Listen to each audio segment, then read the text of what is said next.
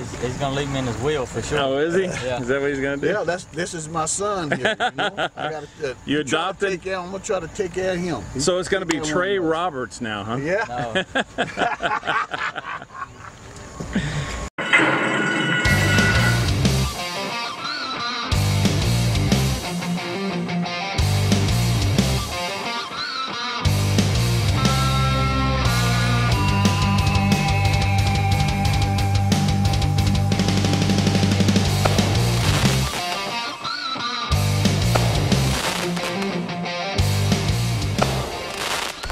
Hello once again, everybody. Don Stevens, Horseman Don here with another edition of the Horseman Don Show.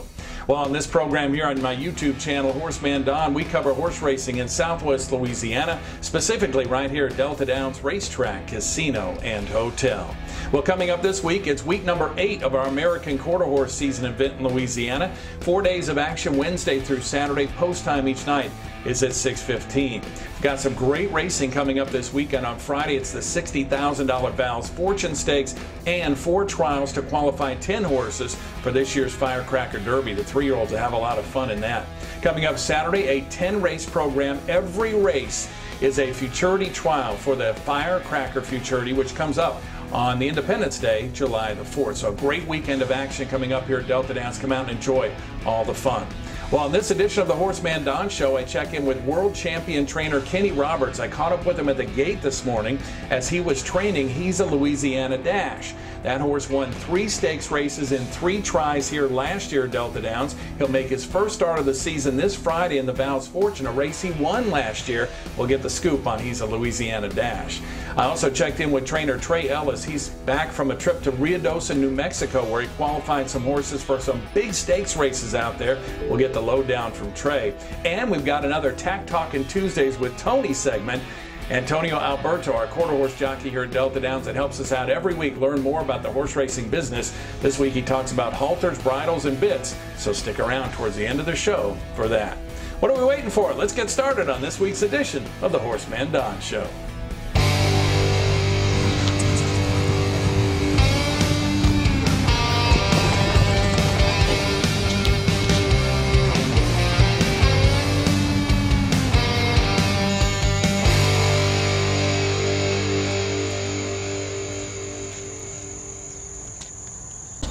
Tell me about He's Louisiana Dash. You're working on him this morning. He's going to be in Friday. How'd he do?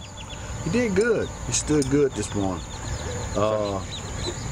We had a little mishap with him early during the meet, but seemed like he's trying to get himself together now. So I'm looking for him to run a pretty good race. He's been training real good. He has a lot of talent, doesn't he? He got a lot of talent. This been a good horse to us, and we've been trying to take care of him, try to do the right things with him. So that's one of Mr. Steve's favorite horses. So yeah. We've been trying to pamper him a little bit. A huh? little, yeah. Yes. Is Noe going to ride him? No, we're going to let Noah take a shot on him. Has he ridden him before? His first time. He's Oh, been wow. working him, so he get along pretty good with him, and I've been letting him know the little bit I know about him. So yeah, I heard you talking at the gate. It seems like you know him, so you told him specifically what to do, and that was pretty interesting. But I think if we get him out, he'll run a big race. Yeah. So what do you think about that field on Friday? Pretty tough. That's a pretty tough field of horses. So, you know, he gotta get away from that and do some good. Yeah, but he's got the talent. Once he breaks good, he's going to be tough, isn't he? Yes. Most of the time when he breaks good, he runs a big race. Okay, just real quick, I asked you last week, Firecracker Trials, how you feel? How confident are you? I tell you what, if everything go good, I might just slip one in there. Sneaky, huh? Yeah. All right, well, you got 5 weeks left, so make the most of it, okay? Oh, we're going to be trying. All right, thanks. Thank you.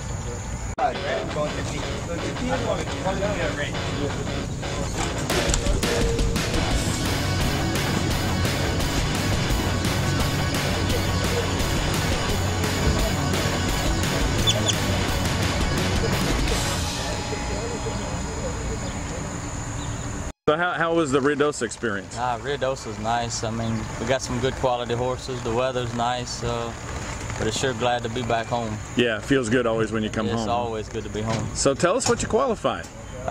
You know, we qualified a PYC Paint Your Wagon filly for the Ruidoso Derby. That finals run Saturday, and she broke her maiden in the trials, but she's really stepped up from last year. And then, you know, we qualified a 2-year-old first moon flash gelding for the New Mexico fertility the following week. And I think we really got a good shot in that one, and we're hoping that the Paint on Canvas can jump up and run a big race this weekend. Oh, good. So what were the names of those horses so we know? The Paint on Canvas is in the Ruidoso Derby. Okay. And No Mercer Luna is in the New Mexico bred fertility the following week. Okay. Be nice to win a big race out there, wouldn't it? We're trying.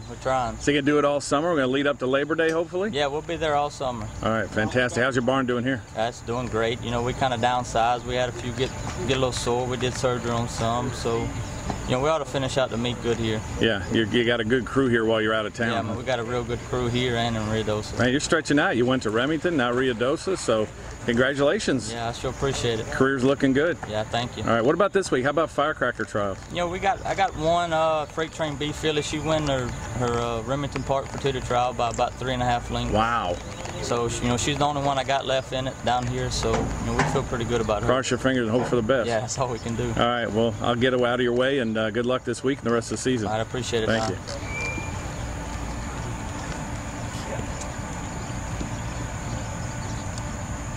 Well, it's time to take a short break here on the HorseManDon Show. This program is brought to you by the Chalk Buster. It gives you winning non-favorite picks, in other words, not the chalk, for simulcast tracks from coast to coast 7 days a week. To get those picks, just go to brisnet.com and twinspires.com. It's only $5 a day for all those great picks, and you will not be disappointed. The Chalk Buster is all value, no chalk every day. Check it out. Try it once or twice. I'm sure you're going to like it. The Chalk Buster comes highly recommended. But when you come out to the track, don't forget to go to the Lookout Restaurant. It's situated high atop the building here in Delta Downs. They have mouth-watering food, tremendous atmosphere, an open-air balcony. You can watch the races out in the open from just past the finish line. You will have a great time. The crew is tremendous as well. The Lookout Restaurant, some of the best food you'll ever taste. Just take the west elevator to the top, go in, get a seat, and have a great night of racing. Tell them Don sent you, and, well, hopefully they'll let you stay. I always say that. Okay, also this week here at Delta Downs, we mentioned the Firecracker Derby and Futurity Trials in the Bow's Fortune, but coming up next week, the final trials of the year, the Lee Berwick Futurity Trials. That's the season's richest race. That'll happen on Saturday, June the 16th.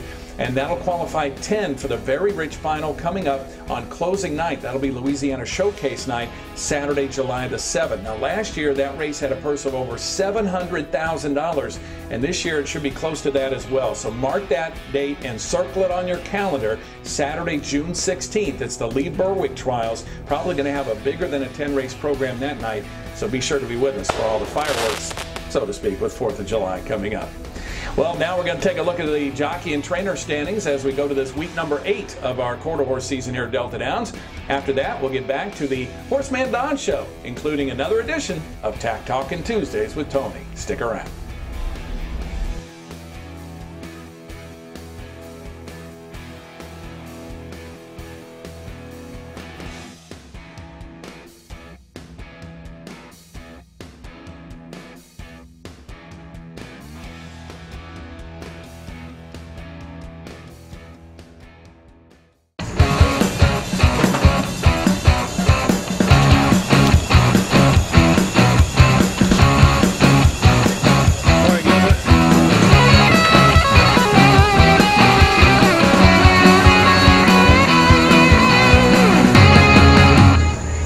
Staying busy? Not too busy for a Tuesday. Yeah, well, Tuesdays are a little light. Yeah, they're always light. Mondays was even lighter. Was it? Now we're closing a little bit earlier at 9:30. So. We get through these trials this week and next week, it'll really get light, won't it? Oh, yes. Yes. We're past the midpoint already, so. Yeah. How's the season gone for you clockers? It's going good. Good. We're doing all right. Yeah. Dealing with the heat okay? Yeah, especially if you stay in here. Got to stay in this building, huh? Yes, sir. Look at that. You got the clockers staying there. All right. Well, have a good day. Likewise. All right.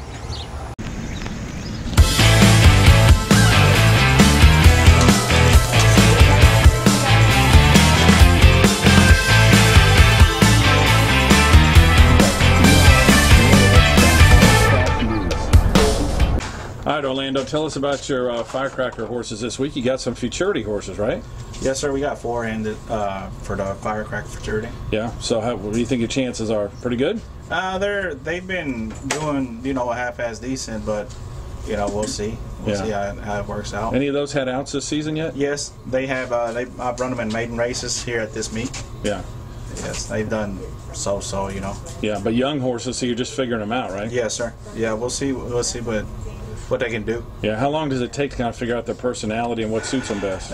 You know, you got to get 2 or 3 races under them, and then kind of figure out and see what kind of changes you can do. Yeah.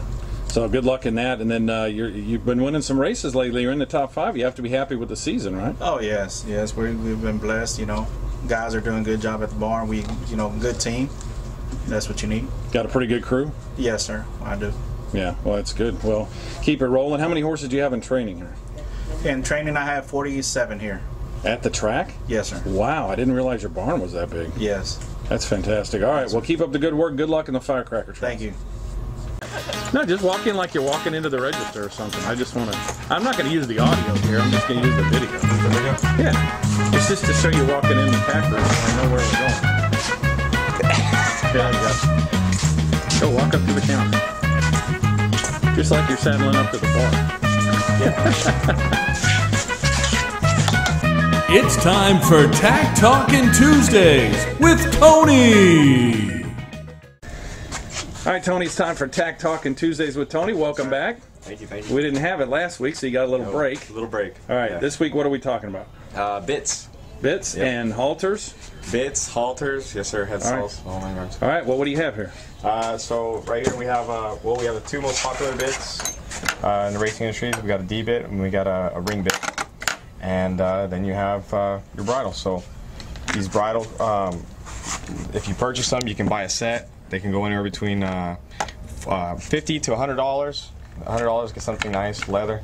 Or you can go ahead and if you pan right up top, you can get something nice custom to your barn, name, color, you name it, and they go all the way to about $220 to $250. Wow. This sport isn't cheap, is it? No. And then depending, I mean, you know, depending on how many horses you have, but you always want to have multiple bridles. So, you know, you have your. This is probably the most popular bit. Is a D bit, and then so you want to have a few already set up with a D bit, a few already set up with a ring bit. And you mean set up because they're attached to the halter, ready to go for racing, right? Yes, sir. Correct. So they'll be attached just like so. This slides right into the horse's mouth. This goes right over its ears.